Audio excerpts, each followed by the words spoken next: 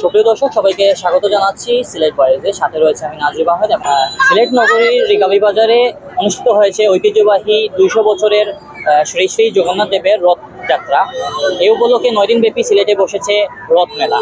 এই মেলা চলবে রথের প্রথম দিন থেকে উল্টো রথের দিন পর্যন্ত, এবং এখানে বিক্রেতারা বসেছেন বিভিন্ন পসরা সাজিয়ে এবং হাজারো মানুষ এখানে ভিড় করছে।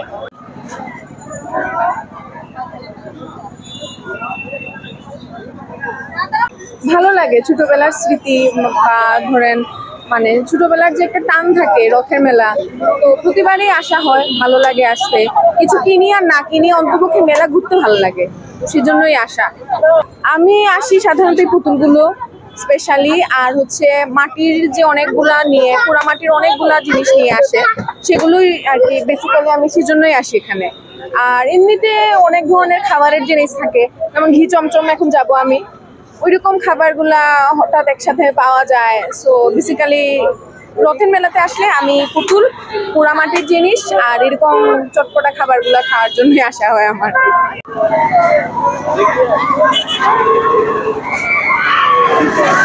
এটার নাম পটাশ। এটা আমরা বাঁশ লই 30 টাকা, 30 টাকা গিয়া তারও লইয়া এটারে মেশিন দিয়া কাটিয়া পটাশি বানাইয়া এটারে তৌটিল্লা থেকে গুটা লই গাছের গুটা লইয়া আনি তো এটারে বিক্রি করি ইয়ে মেলার মাঝে। আর কোনো সিজনও মিলতো না। একটা পটাশের দাম 15 টাকাও রাখা যায়, 10 টাকাও রাখা যায়, কোনো সময় 20 টাকাও বেচা যায়। বানাইতে আমরা মানানে পড়ে যায় 30 থেকে 35,000 টাকা মেশিন মাটিনে লাগে গিয়া। এই তো আমরা মহিলায় কাটিয়া দিলে এর গতি আমরা লাগে না কাটা, মহিলায় কাটিয়া দিলে এর গতি আমরা কাটা লাগে।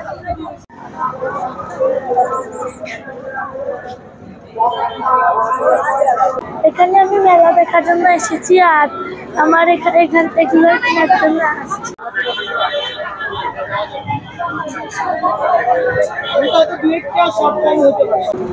অনেক আগ থেকে আসা হয়, ছোট থেকে আসা হয়, সবসময় আসা হয়।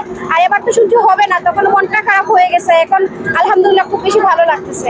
আর মেলাতে আসার আসল উদ্দেশ্য হচ্ছে গিয়ে যে আগের জিনিসগুলা, যে ছোটখাটো জিনিসগুলা পাওয়া যায়, যেমন ধরেন আগের যে টিফিনগুলা, তারপরে যে কলমগুলা, ওইগুলার জন্য আমরা আগের স্মৃতিগুলা মনে পড়ে সবগুলা।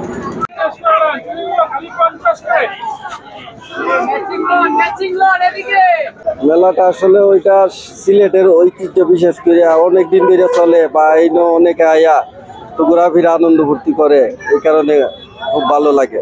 এখানে ওই যে মাটির খেলনাগুলা পাওয়া যায়, কাঠের মালগুলা পাওয়া যায়, বিভিন্ন আইটেম গুলা, মানে নিত্য নতুন কিছু জিনিস পাওয়া যায় যেগুলা সবসময় পাওয়া যায় না।